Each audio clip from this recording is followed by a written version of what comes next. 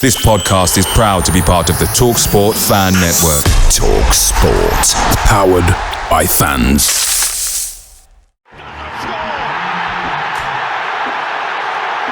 Styles with a save. Trent for the second here. A classic counter-attack, and Gibbs White puts Nottingham Forest 2 ahead. Here's Wood. 1-0 Forest. Has made an even bigger difference there. Nottingham Forest have snatched the lead at Anfield. Hello and welcome to this episode of Red Side of Trent for the second edition of the Red Side Revisited series. I'm joined this evening by my co-host in Alex Oakes. Alex, how are you, mate? I'm good, mate. Thank you. Thank you for inviting me on.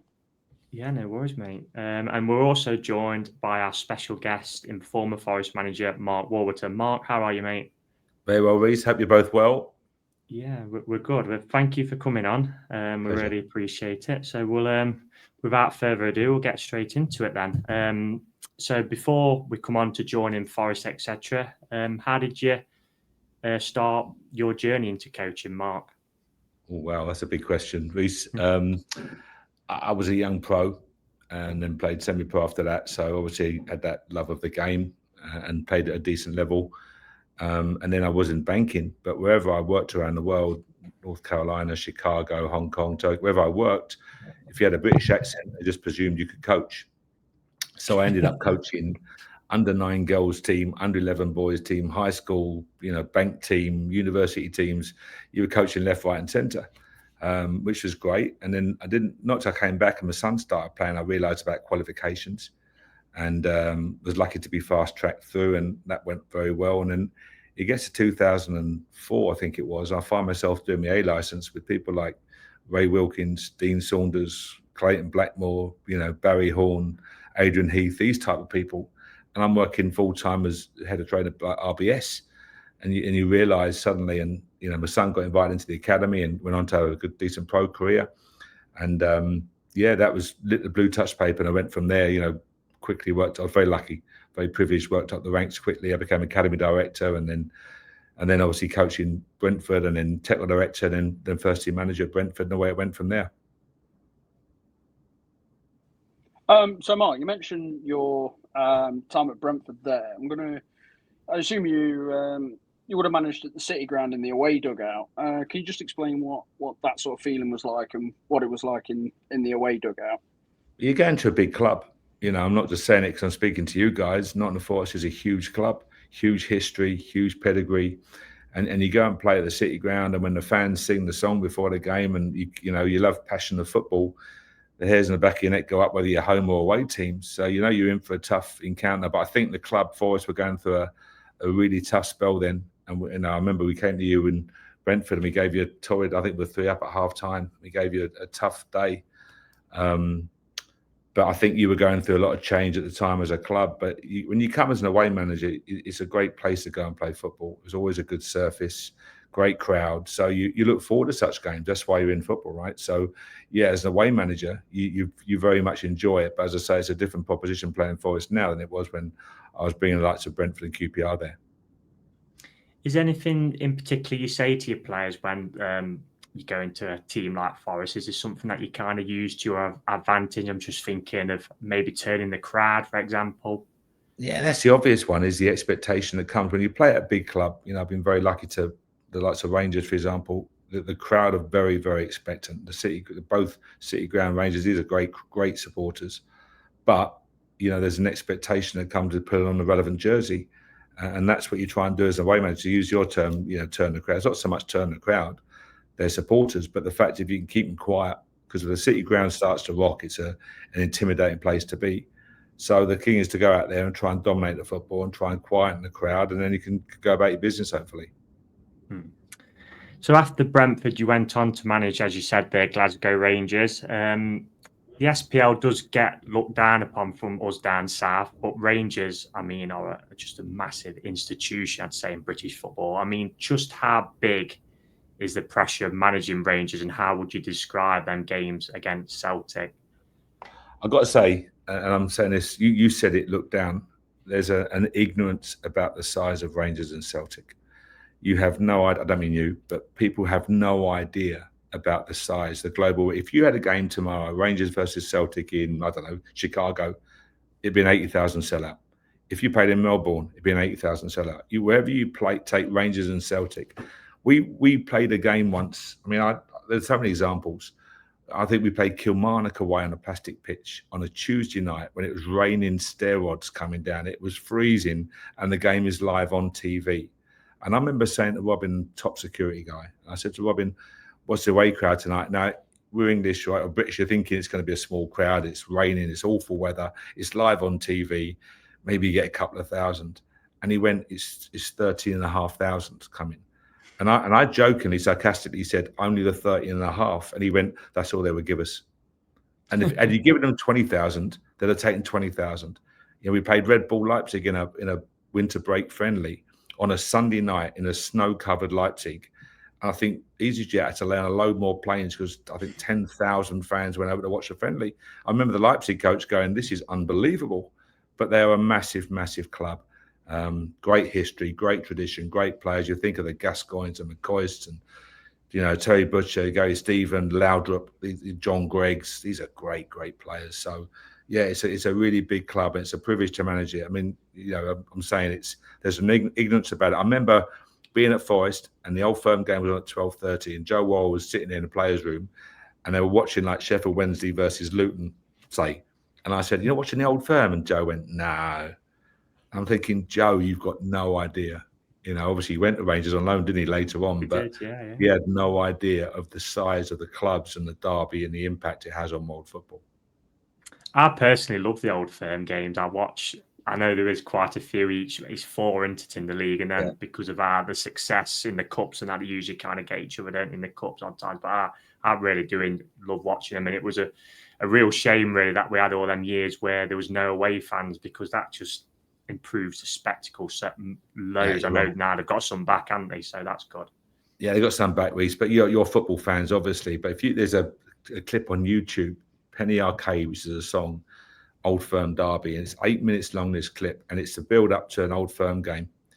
And the captain Lee Wallace played in the game, and if you listen to it, put it on full volume and listen to it, and it is up there with the very best atmospheres you'll ever hear in your life. The very best. So it's a magical club. It's a magical derby, and very privileged to have been there for two and a half years, whatever it was. Yeah, two ginormous clubs indeed. Not just sort of domestically, but yeah, in world football as well. Absolutely. So moving on to your time at Forest, with a little bit of time left in the 2016-17 season, you took the Forest job. I'd just like you to sort of talk about how that came about. Was that a Fawaz appointment? Was that, no, or Marinakis had been in at that point? Never met Mr. Fawaz ever, Alex. You know, I got cursed by some of the Rangers fans thinking I'd walked out from Rangers, which you would never, ever do. And that was absolutely nonsensical as well. I'd left Rangers and there was loads going on. And I got a phone call out of the blue from a representative of the club saying, would I speak to Nottingham Forest? They want to offer me the manager's job. And I met Mr. Marinakis. He was, you know, very, very respectful, enjoyed the conversation. It was short. Would like to come and manage it. We spoke about various things and it was done. That was literally it. It's Nottingham Forest. You know, I want to work. I manage it, and you get a chance to manage a club like Nottingham Forest, you're not going to say no. But never had dealings with this. Everyone said, oh, Fawaz appointed. No. The only negative, I suppose, is it was a time of huge upheaval for Forest. New owners coming in, people leaving, there were people being set left, right, and centre, and there was so much uncertainty. It was in hindsight, you could say, well, maybe you should have just waited, but it's too big a club to turn down. Yeah, I understand the sort of upheaval, because not long before yourself come in and Mr. Marinakis took over, Michael Mancian spoke about it, who I believe played under yourself. Yeah, he did, yeah. About unpaid wages and stuff. And yeah, I resonated with that because, like I say, I was at the club at the time. It hit ordinary people in the pocket. But yeah, the takeover couldn't really come soon enough for us, because we had the American consortium that fell through not long before.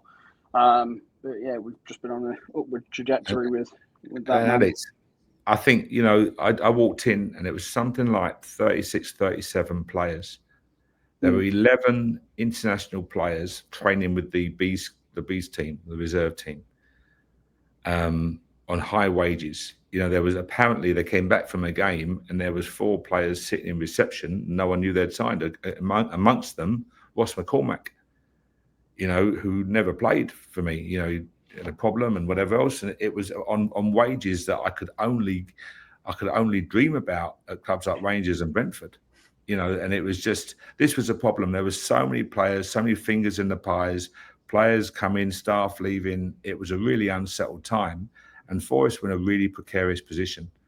And we looked at it, Davey and I and Frank and that, and we just went, I'm going to go young. I just wanted to go young, hence the likes of Jordan and the likes of Ben Osborne, the likes of Ben Brereton, these type of young players coming, Matty Cash, these type of young players, because that was the ones who were so hungry to play for the club. Joe Wall, of course, these type of people. I mean, incredibly, Mark, your first game was against Derby, which you now know are our major rivals, and I believe it was Gary Rowett's first game for them as well. It was, yeah. It was Gary and I spoke before, yeah. Yeah, I mean, what did you make of the whole rivalry, Derby in that game, and obviously the dramatic ending, 2-2 last-minute Panios header? Yeah, I mean, it was obviously the big derbies, right? There were the history and 2 big clubs and Mr. Clough and everything else and all the various aspects of such a game. But it was a great game for the neutral, that's for sure. And when it went in, he saw the reaction at the end. I mean, that was a difficult game for me. I'll tell you why, because please take this, it's not an arrogant in any way, the opposite. But when a new manager comes to a club, you've got to form a quick affiliation with the fans. And if you remember, I think the media guy was being dragged out, either being sacked or was going to be sacked, and he was nowhere to be seen. And I walked out, and you sort of walk out to the pitch, not saying, and you don't want to be announced from the point of view of arrogance, but you form an affiliation with the team, with the supporters. You can thank them and you can clap them and humbly say thanks very much, great club, and go and do the game. There was nothing. So if you look at the footage, I just walk on the track, and a couple of people see I'm there. Don't know why. Like, who's that? And then you never formed that bond with the supporters, because there was so much turmoil going on. And I've said it every time I've been interviewed about it, is that I've been very lucky to form great relationships, obviously with Brentford and Rangers and QPR, and get some great messages every week. I get nice messages, which is great. But it was hard to form that with the Forest fans, because it was almost so much going on. The manager was almost a side issue, which I found really difficult, because you could never really, as I say, form that close bond with them, and where they understood what you're doing and what you're trying to do with the players, etc., etc. Yeah, like you alluded to, you came in a rather precarious situation, with sort of the takeover happening not long after you were appointed, / in the midst of when you were appointed. We were also in a fight to stay in the Championship at the time.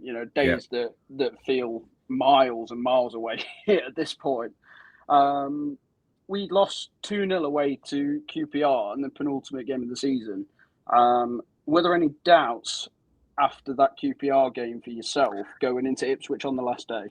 No, I don't know if you were at the game at QPR, but we played really well, Alex. Do you remember Joe Worrell made a mistake on the halfway line? Yeah. And we were playing really well. And Joe, part of his learning is what young players have to do, but it couldn't have been worse timing that we were playing really well. And the second goal came right to death when we were pushing forward. But we played well, went there, should have gone ahead, should have scored a couple. And then Joe made that mistake. But I thought we played well on the day. And you sort of go into the last day, all the nerves. I mean, it was an unbelievable situation for the players, the fans, the club, because staff would be sacked and wages cut and everything else. And the players knew their responsibility. But I felt we had enough about us. And having Chrissy Cohen fit, that type of thing was really important to us. And having the players in the mindset they were. So, the side issue, I don't know if you know this, was that Brentford were playing Blackburn. Right, so all the phone calls from Brentford fans of, we do you a favour and we look after you, don't worry. And I think Blackburn were 2-0 up in 20 minutes. Do you remember? And they had to better our score. And I'm thinking, oh my God, what's happened here? I was cursing Brentford at the time. But then obviously what happened and the way we came back in and we finished the game very strongly, and great for Chrissy to score a goal of that nature. But yeah, huge game because it has so many implications. The other thing is, from a football side, is Tony Mowbray's Blackburn went down. He was able to clear out all the squad, rejig all the staff, and they promote the next season, come back really strongly. So sometimes you almost need that negative to come bounce back really strongly. So yeah, that was it. We stayed up. The young ones did well. The likes of Ben Osborne, Ben Brereton, Kashi, Jordan in goal did really well. We put up a great save that day. So it looked promising. And the instruction for the following season was there were 3 KPIs that I was given, and it was to reduce the size of the squad, which was 36, 37, to reduce the age, which was 29 and a half. Remember these numbers written down, and to finish mid-table, to give us some sort of like solidity to build for the following season. And they were the 3 KPIs at the end of that year. Just to just touch back on that Ipswich game, yeah, like what you said, teams who've gone down. I mean, Birmingham have done it, haven't they, recently? They look like they could bounce to the Prem again. Sheffield United, I think, did it a few years back under Chris Wilder. Yeah. I think they went back to back, didn't they, Sheffield United? So yeah, Ipswich, another example. So yeah, it is an interesting one, but obviously you don't want to go down. We had Michael Manson on this pod, so you knew that Brentford and Blackburn and Birmingham had taken the lead, because he said like none of the players knew at that stage. So you was like keeping an eye on that, was you? Yeah, I was. Of course we were, because obviously the links with Brentford and everything else. And I was using a few swear words under my breath that day, let me tell you, at 2-0. But then, as I say, we finished that half well. And then the second half was great. And the scenes at the end for the fans. But you can't help but think we're celebrating failure, really. We just avoided relegation. But that's where we were. The only goal, the only direction for Mr. Marinakis was to avoid relegation. So thankfully we could deliver on that one, or the players delivered on that one.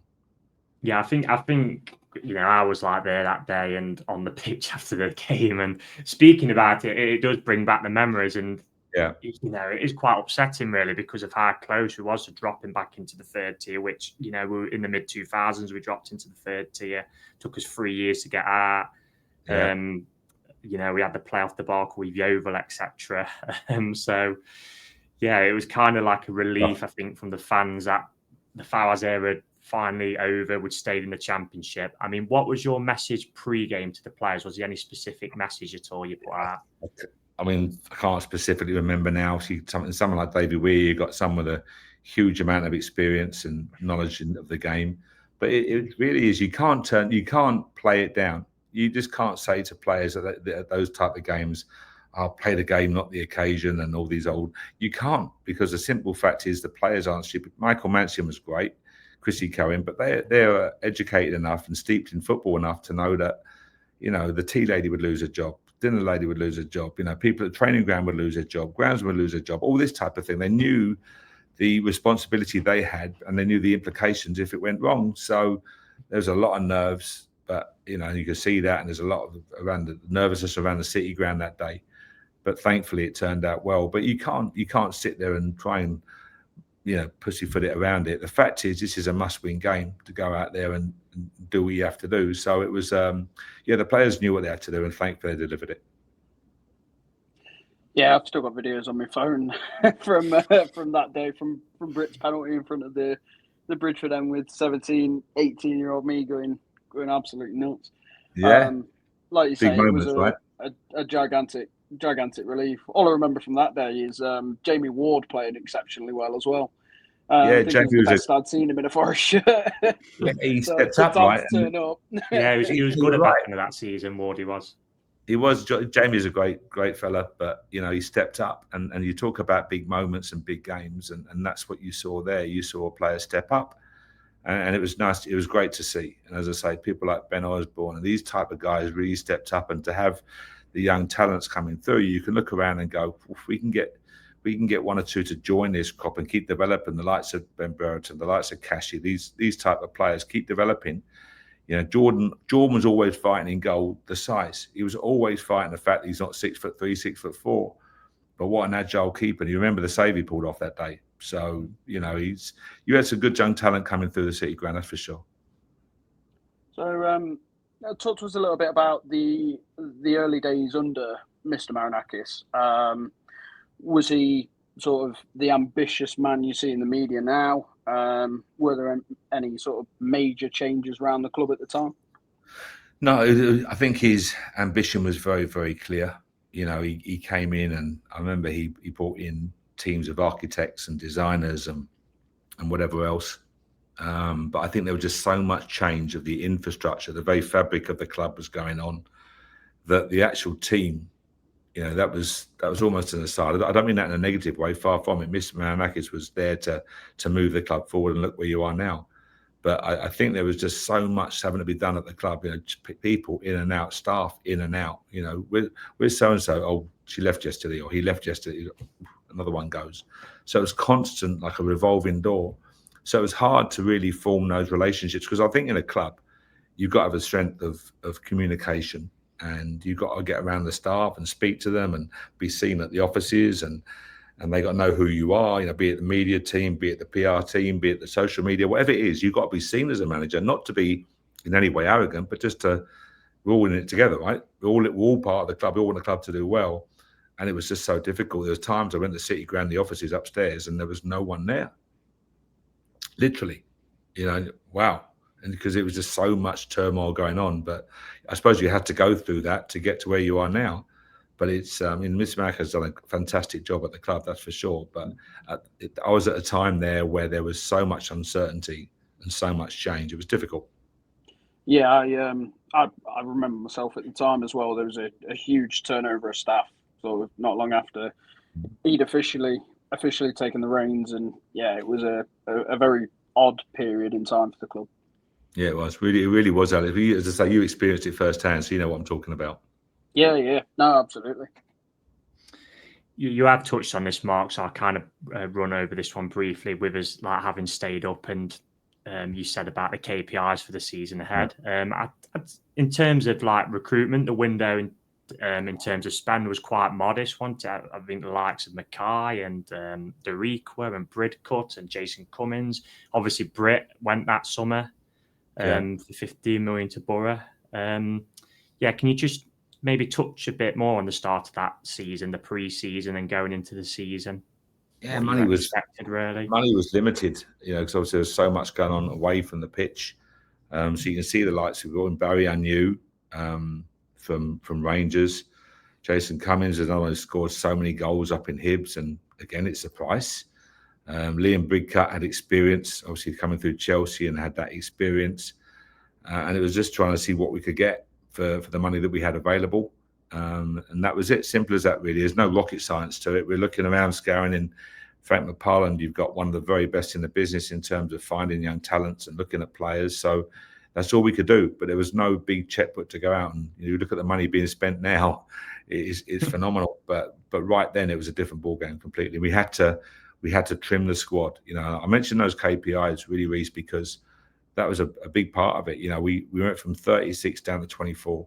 You know, 12 players went out the door. So we had a massive reduction in that, and hopefully reduce the wage bill significantly, and a massive drop in the age average from 29 and I think a half down to 22. I think it was 22 years and 10 months, which again is a massive, significant drop in the average age rather.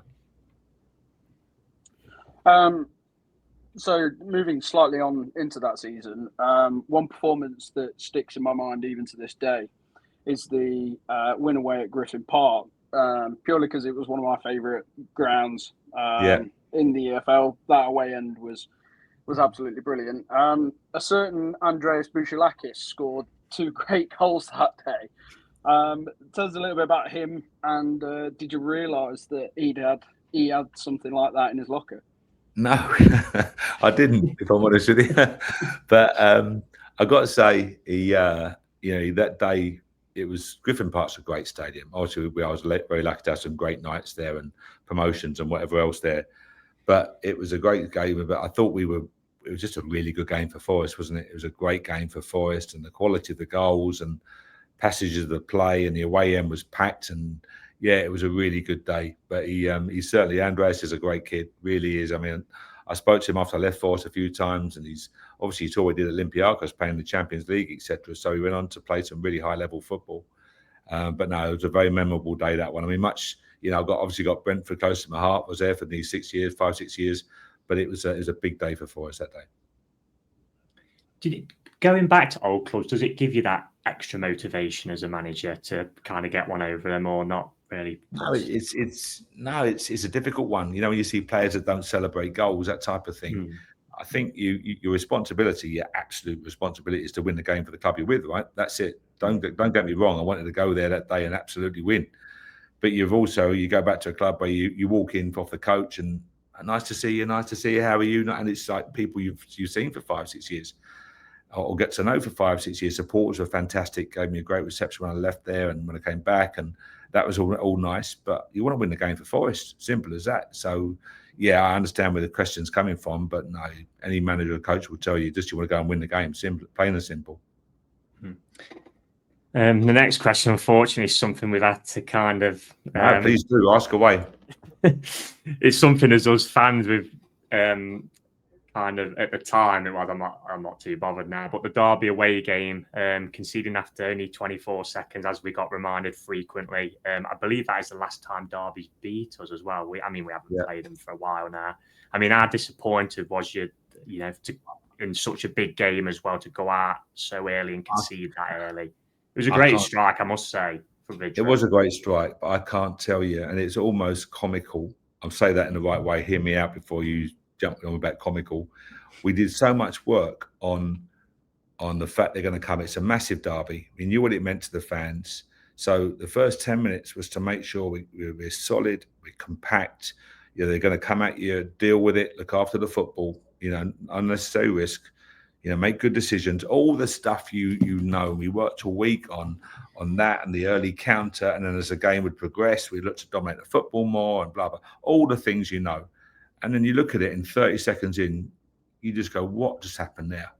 And it's like you couldn't. We just prepared. You're really happy going into the game. I remember it now as I'm talking to you. I can remember the prep, thinking, "Yeah, we prepped really well," and it was so disappointing. That was because you know what it means to the Forest fans. And you want to go there and win. And up to that point, I've always had a really good record at Derby. Always had a really good record at various clubs. And gone there with Brentford and gone there with QPR and won, etc., etc. And then you go there then and to lose, to go one down after 20-odd seconds was, well, I can't tell you. Even now it galls me to even talk to you about it. Which I love, actually. Yeah. I do love that. Yeah, obviously, his fans have kind of forgotten about it. Derby in the Championship and Forest are doing what they're doing now. But I don't know if you can remember as well in that game, but Barry McKay had a really good chance when he went one-on-one and he beat the offside trap and he was miles clear and we didn't score. And then I think it was David Nugent early on in the second half, if I remember correctly, and to make it 2-0, which was but when Barry was through, I mean, I think was it the QPR game where we beat them 4? Was that right? Yeah, 4-0. Yeah. And you saw Barry McKay absolutely murder their fullback. And I was almost saying, that's the Barry McKay I know from Rangers. And I think he found it difficult to move down south for whatever reason. But there was a player with so much talent. And when Barry's going through in that game one-on-one, you're thinking, yes, 1-0, thank goodness for that. It was almost like, because Barry never missed those things. And as you say, you turn around and go, oh my word. But Barry was a top talent, and it's a shame that Forest fans never got to see her. So the QPR game, I remember, he beat a fullback on this near touchline by the dugouts and absolutely murdered him that day. And he was so good. But it's just a shame you never saw more of that because he's such a talented player. Yeah, I mean, the opening day goal against Millwall showed that, didn't he? Also, the one that it reminds, I think it was Scottish Cup semi-final against Celtic, where I think he does Scott Brown and pings it straight into the top corner. Yeah, that was 30 yards out, and it's an arrow in the top corner. And that's the player that I wanted to bring to the Forest. You saw it in glimpses, but it's just a shame you didn't see a lot more of it. But that day when he's one-on-one through, you laid your house he's going to go and score. But that's football, right? That's why we love the game. It is, yeah. Yeah, I'll never forget Barry McKay. I actually had a conversation with him, Kieran and Costa in West Bridgeford, next to the co-op. Lovely bloke. He's a nice guy. He's a quite unassuming fella. He is. Yeah, I got that impression from him. He didn't feel like he was arrogant. It felt like he just wasn't much of a talker. No, he's not. No, I got that from him. So we we've just before we turn into 2018, the club have decided to part company with yourself. We were sat 14th at the time, which is a marked improvement on the season before. And we had, obviously, you had 8 games of the previous season. Did you feel slightly hard done by that decision? Am I allowed to answer this properly? Yeah, of course. Yeah. So let me say, full of respect for the club, full of respect for Mr. Marinakis. That was a shocking decision. I say that in terms of, I don't mean me personally, the KPIs were set. Can you come mid-table? Now, we'd lost 2 games, I think it was, over that Christmas period. Otherwise, we were sitting 9th. Tell me if I'm wrong, but I think we were 9th and lost those 2 games, or 10th, and we went to 14th, but we had a game in hand. And I think that's right. And I'm sitting there going, the KPIs were come mid-table, lower the age of the squad, and reduce the size of the squad. So as I said to you, 36 down to 24, 29 a bit down to just below 23, and we're sitting banging mid-table. And it was over before New Year's Eve, and you get a knock on the door in the morning at the training ground, and you just go, what on earth? These are the KPIs you set. So imagine, Alex, I say to you as a groundsman, I want pitches 1, 2, and 3 cut and line, please, by lunchtime. And you cut and line pitches 1, 2, and 3. I said, you're being set, you didn't do 5 and 6. And you go to me, you didn't ask me to. Yeah. And that's exactly the same. If you look at it from a different role, different job, it's exactly the same scenario. And it was just like, wow. And you go, this is football. But that's just nonsensical because, as I say, if you look at the table and the games, and we had those 2 losses at home, and they go, oh, the crowd had lost confidence. But I won't swear. I'm not allowed to swear. Baloney, shall we say. And it was just really frustrating that you hit all the KPIs to the letter. In fact, smashed them in terms of age and size of the squad. You bang on mid-table. The game in hand, I think, had we won the game in hand, and again, you'll check it, but I think you got 11th or something, and you go, we are right exactly where you want to be. And what you learn as a manager, the more clubs you have and the size of the clubs, is that the board members are so successful in their own business, but they just become their fans. Rangers is a prime example. Rangers is an absolute prime example that, not digressing about another club, but the KPIs for Rangers were, this is at the start of season 2, were at the end of season 3, be in Europe. And I said to David Weir, who's a Rangers legend, quite rightly, and I said, David, if we can't be in Europe here at Rangers in the next season, we deserve to be sacked. When we got sacked, we were 2nd in the Premier League, having been promoted. Got to the cup final, won the League Cup, the Carabao Cup, or the Training Cup, won the league by 13 points or something, and you still get sacked.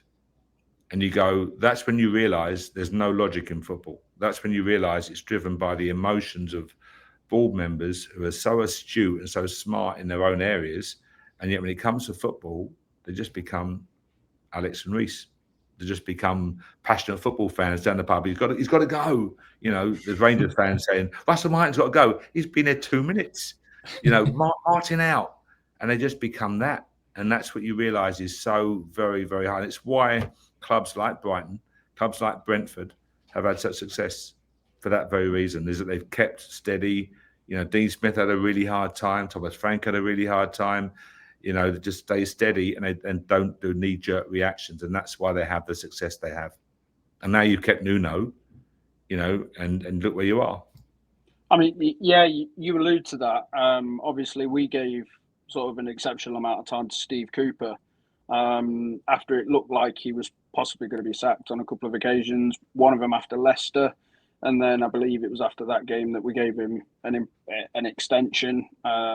Marinakis really, really backed him. And then the other one was a Leeds away game, thought the writing was on the wall. And he went to keep us up. So it's one of those things you say, it's continuity and stability, I think, is one of the most important things in football. I think you as fans, I get, because you follow the club, you pay good money rather. It's something that's a big passion of yours. But when I hear fans, if I stand and have a drink, I was in a pub back in London a few weeks back, and the fans, he's got to go. It was about Ange. It was when Ange was Europa League, and is he going to stay? Is he going to go? And the fans go, some fans, he's got to go. He's got to go. Manager's got to go. all this. They don't realise the implication of a manager changing and backroom staff, and then new players that the old manager had bought are in there thinking, do I belong here? And then new players get brought in, and it causes such it's a huge decision for any club to make, and yet fans go, yeah, get him out. He's had 2 minutes, get him out. And it's that type of, it's understanding the bigger picture and as I say, the implications of making such a change. I think we're seeing something like that happen at your former club, Brentford, at the minute, with obviously Thomas Frank changing and taking all the backroom staff that were there. Yeah. They seem in a bit of a transitional period. I personally think they'll be okay, but there are a lot of people tipping them to go down this year, and I've got a couple of friends that are Brentford fans, and they're not particularly pleased with the Andrews appointment from the off. Really, they'd never heard of Thomas Frank. They'd never heard of me. To be honest, who the hell's that guy coming in? So they never heard of me. But Matthew's so astute, so smart. So don't forget, Keith has come in there when he's got fans. He's at the right move, and he's lost Mbeumo, and he's lost Norgard, and he's got Wissa unavailable because Newcastle bid him 40-45 for Wissa. So he's got all of this going on, at the same time. So let the dust settle, and Keith will be fine. But it's just as I say, you need patience and trust from an ownership. And as I say, that's where Forest. It's no coincidence that you're now having the best form for years, because you're giving the manager a chance to go about his job and do what he has to do. Yeah, I think Mr. Marinakis has learned from that, because, like you say, Mark, you had yourself. Isaac Ranka was kind of mutual, but then Martin O'Neill brought in. That didn't work out. That didn't last very long. But then he gave Chris Hughton time when, Sabri Lamouchi at first, when I don't know if you can remember, but we absolutely messed up during COVID as playoff. He then gave Sabri into the next season when a lot of fans was like, oh, I think he needs to go. Yeah. He gave Chris Hughton as well time. He got a result at Derby and gave him a couple of extra games. Like Alex has said, he gave Steve Cooper time. And to be fair, even when he brought Nuno in, the back end of Nuno's first season, there was a few rumours that we might change, and he kept Nuno, and it's bared fruit. But you mentioned about the KPIs for that particular season. Was there any KPIs for long-term planning with yourself at the club? Was it? Or no, it was just that one season. That season was obviously you wanted to be there for as many years as possible, right? That's what you want to do, and build and work with the academy. There's so much change going on off the pitch still. Alex, you remember at the training ground, we never knew what was going on. They're going to change this and do this, and new buildings and plans being seen, and there's so much happening. But if you can come 10th, 12th that season, solid in the middle of the park, pushing. And then the following season, you'd like to think you add shrewdly, and then you try and push for playoff places, and that was always the aim of it, So that would be the planning, and that's why the frustration, disappointment. If you're sitting there year 2 by Christmas and you're 20th in the league and you're getting pummeled every week and the fans are disenchanted, you put your hand up and go, I deserve to be sacked. You deserve that. That's it. You're in a tough, ruthless business. So, you get compensated well as a manager. So therefore, I deserve it. But that was a bit of pill to swallow on top of the Rangers nonsense as well. So but that's football. And you just got to, as the more older and wise, I suppose, you get used to it, you just go, that's the game. Don't be surprised by it. I remember on Twitter at the time when you come in, Mark, to Forest, there was loads of Rangers fans always on Forest as hashtag basically wanting us to go down, because they thought, like you said, all the nonsense, you get rumours and that, which is quite funny. It's just, and I still, up until a little while ago, I was still getting 2 or 3 a week. And then I think it slowly got out, the story got out what really happened. And suddenly you get oh, sorry, I sent you a really crappy, yet a few apologies come through now, which is quite laughable, but there we go. But it's all part and parcel of the game. I mean, a few years later, you come back as QPR manager, a midweek game. We're both going for the playoffs at the time. Yourselves go 1-0 up. I think it was Andre Gray, I think, who put your head. Yeah. And then the game's kind of petering a little bit away from Forest, and then Jed Spence decides he's going to absolutely just ping one in from about 30 yards straight into the top corner. That went down well. It turns the game on its head, and Forest run out 3-1 winners. I mean, did you feel from that game at all that Forest would go on that season and do what they did and end up getting promoted through the playoffs? What was your, I wasn't sure. I wasn't. That was Lamouchi, wasn't it? No, this was Steve Cooper. That was Steve Cooper one. I was running the Sudbury one as well. What was the score in that game? I can't remember now. But yeah, you beat us on the Sudbury 1-0 because QPR hadn't won at the City Ground for, I think, that's forever. Right. We came up and won that game. But I remember, I know Steve really well. We're good friends, and you look at it, and he had the backing of the fans. I remember that for sure. I remember thinking that the City fans trust him. And the back of the away back in that night was really good, really good. So I think you just saw it, and you had players in your squad. You had players like Jed Spence. Look where he is now and what he's doing. So you had those type of players. But did I know? No, there was the Championship. It's like there's so many good teams. There's so many teams. Had QPR gone push on for playoffs, you wouldn't have been surprised. Had we finished 15th, you wouldn't have been. That's the Championship. No one knows what's going to go on. So, but there were always good games against Forest. Right from your first question, when you play against Forest, home or away, they're always good games. Yeah, that night against QPR, I think it was one of the nights that I think it put us in a playoff spot because we were fighting with QPR at the time around that sort of those spots in the table. So that win particular sticks out for me because it was one of those nights you really started to think we might be on something here. Yeah, maybe type thing. Yeah. So you come back as part of West Ham staff as we played our first Premier League home game for 20 plus years. I just want to know what you made of that day, having been at the club already, sort of knowing what the club means to the city and the fan base. And did David speak to you about did you speak to David about the occasion? Because at the time, that game was absolutely everything to us. We had to go out and win that game. David's a wise football man, deeply experienced in the game. He knew exactly what to expect from Forest. He didn't need me to tell him, that's for sure. Everyone knew what it would be. If I remember rightly, I don't know how West Ham didn't win that game. If you look back at some of the highlights of that game, it was like, how on earth? But I think it was just the occasion. It was a magnificent reception. The atmosphere at the ground was electric. That old term it's used too frequently, but it certainly was appropriate that day. But I just think it was welcome back to the Premier League, and that's everything, right? You look at the clubs that are promoted to the Premier League every year, and that first game for the fans. 1 minute you're playing, whoever in the Championship. You might be playing a smaller club who's come up from League One, for example. And then the next minute, you've got Man United on your doorstep, or you've got Liverpool or West Ham, a big club. So you've got these massive names coming to your home stadium. So it's just a huge day for the fans. Yeah, it was really good. I think the stars aligned that day. I think Henderson saved a penalty from Declan Rice. Obviously, it was Ben Rama that had a goal ruled out for Antonio. Was it Antonio fouling Mangala? Yeah, something along those lines. Which is almost laughable. I think the Forest fans are going, how do we get away with that?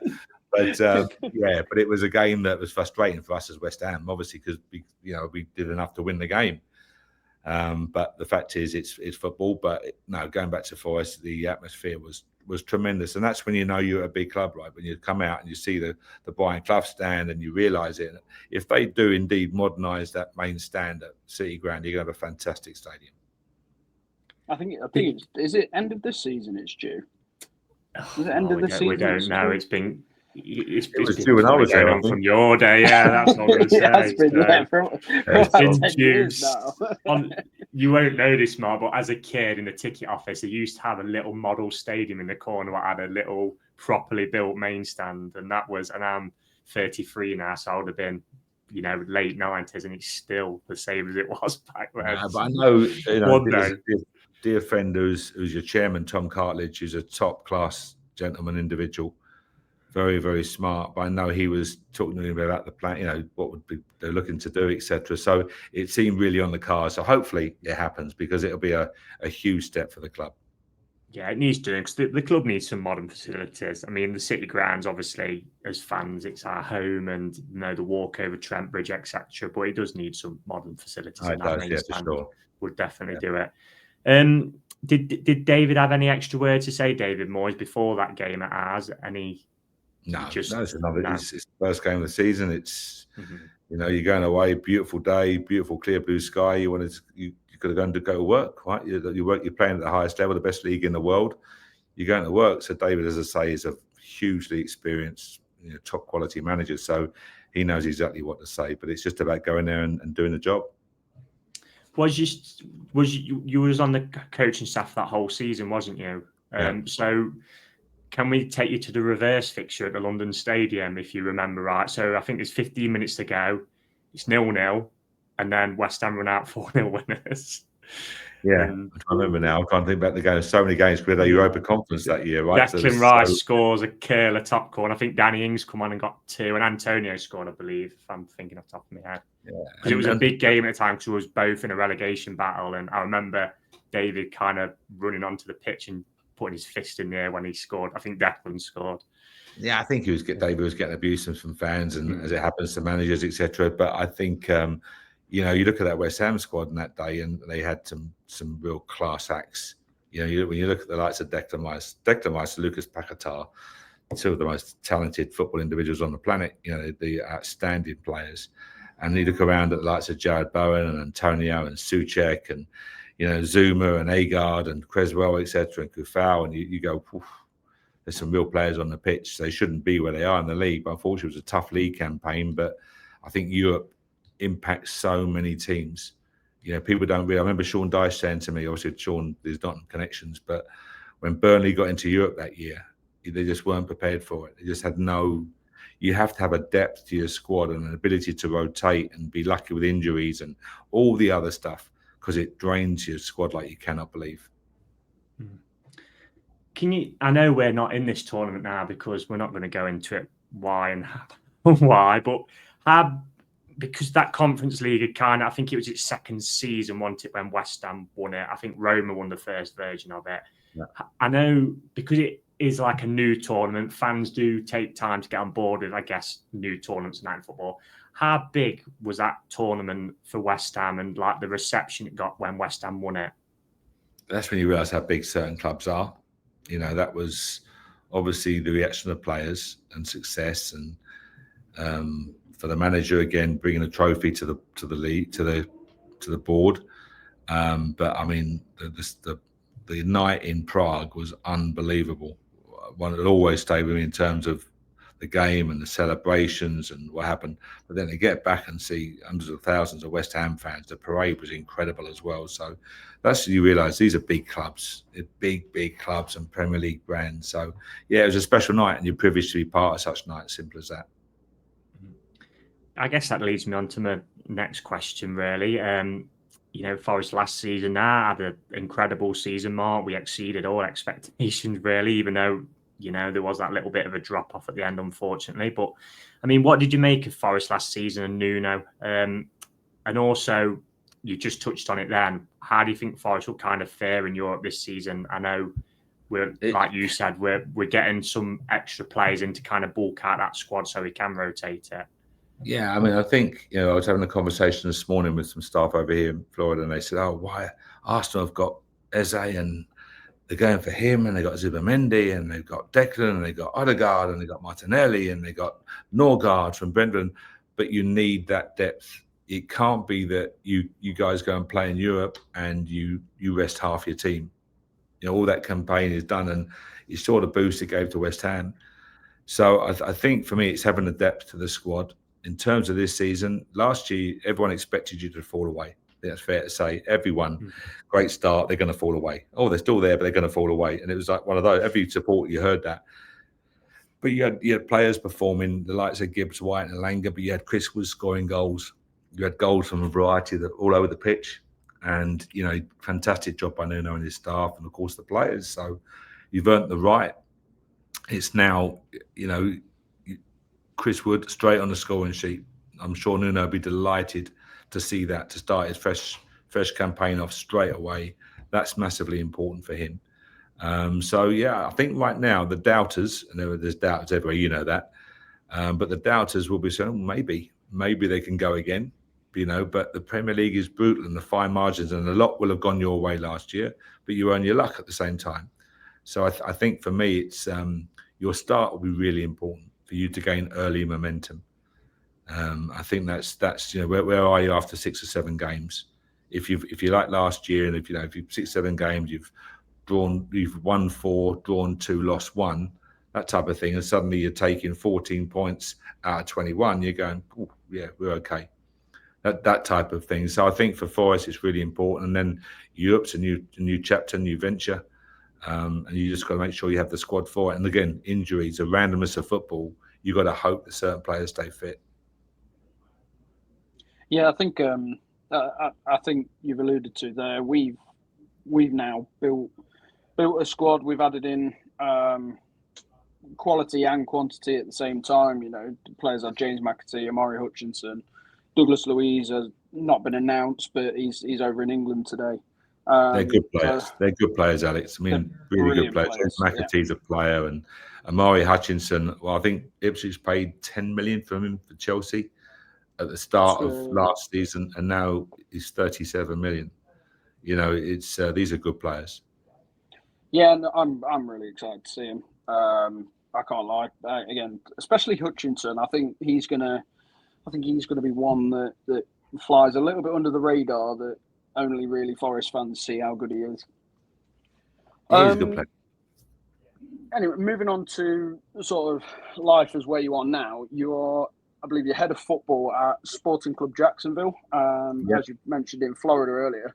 Can you just give us a little bit of insight into that role?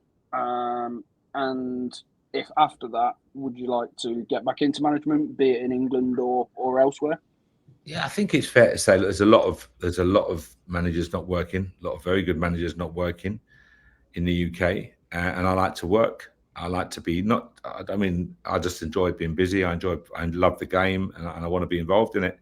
And I think it's fair to say that the dynamic changed. The trend went for younger managers. The trend went for overseas managers, and it was really hard. And you look at it and go, hang on a sec, without being arrogant, my CV's, really strong. I'm happy with what I did at QPR and Rangers and Brentford, etc. And Forest I've spoken to you about. And you go, why can't I get these jobs? You couldn't even get interviews for them. So there's no point moaning about it. So this job, they spoke to me for about 2 years, 18 months, 2 years. And it's running men's professional, women's professional, and academies. It's a different scale. So like the Forest Academy, or say the Forest Community Scheme has 1,000 kids in it, for example. There's over 10,000 in the academy we bought. 10,000 children, and getting bigger. And it's a size, there's a sheer scale over here. There's some outstanding talents of women. It's a no-brainer, if I'm honest with you, for an English Premier League club to partner with clubs over here, because the hardest thing for Premier League clubs, Alex, is to scout. It's such a vast area. I want to see a player. I want to go and see a player the other day, and basically it's 6-hour flight to get there in the same country. What? And it's one of those, you realise how vast this country is. We had a friendly last week in Kentucky, and it's a day of travelling, Charlotte and this and doing all various things. So I think the Premier League clubs find it really hard to scout such a vast area. So that's why it makes perfect sense for me for partnership with Premier League clubs. But for me, it's exciting because it's the men go in January, they report in January. The women start a league campaign on Saturday. There's the academy interest going on, and it's just being busy. So I'm very fortunate in that respect. Yeah, it's interesting over in America because obviously you've got a select few American men that have taken to the Premier League and really hit that top level. But the women's MLS, is it NWSL? NWSL. No, it is. Have always been sort of the top of the food chain in women's football, and Americans really started trailblazing almost women's football, sort of late 90s with Mia Hamm and players like that. So it's interesting. No, it is. It's a vast market, by the way. It's a huge market.